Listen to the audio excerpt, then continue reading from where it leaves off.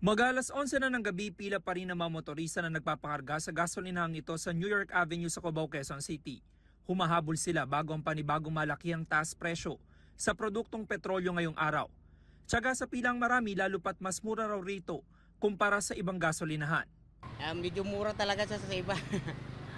Oo, yung iba umabot na ng 70 plus 80 ganun. Dito pa yung medyo mura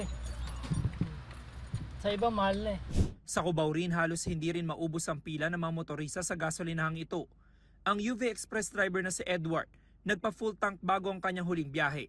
Nabalitaan ko doon sa mga kasama ko na mas mura sila dito ng almost 6 pesos doon sa Novaliches. Sa amin kasi 81.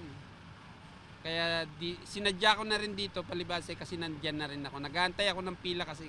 Diskarte raw niya nitong mga nagdaang araw, maghanap ng mas murang gasolinahan para kahit papaano ay makatipid. Malaking bagay ho sa amin yan dahil para rin sa dagdag kita rin yan kasi. Ang TNVS driver namang si Jerome, inabutan naming inaalog ang kanyang kotse habang nagpapakarga ng gasolina. Para masiksik yung tangke. Kasi para lumabas yung hangin, umangat yung gasolina, pinakamura. Kasi naikot ko na yung mga gasolinahan, ang mahal. 68, 69. Dito 65. May mga 66 naman. Kaso mahal pa rin. Sa isang gasolinahan sa Mayon Street, nilimitahan muna sa 1,000 piso ang pwedeng ipakarga ng kada motorista dahil paubos na raw ang supply nila ng gasolina at diesel. Sa kabila niyan, pila pa rin ng mga motorista para hindi abutan ng taas presyo.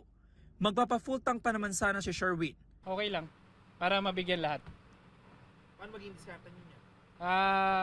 Papakarga ako dito, 1,000. Pag hindi na puno, lipat ako ng ibang gas station. Si EJ naman nasa mahigit 12 litro lang ng diesel ang naipakarga.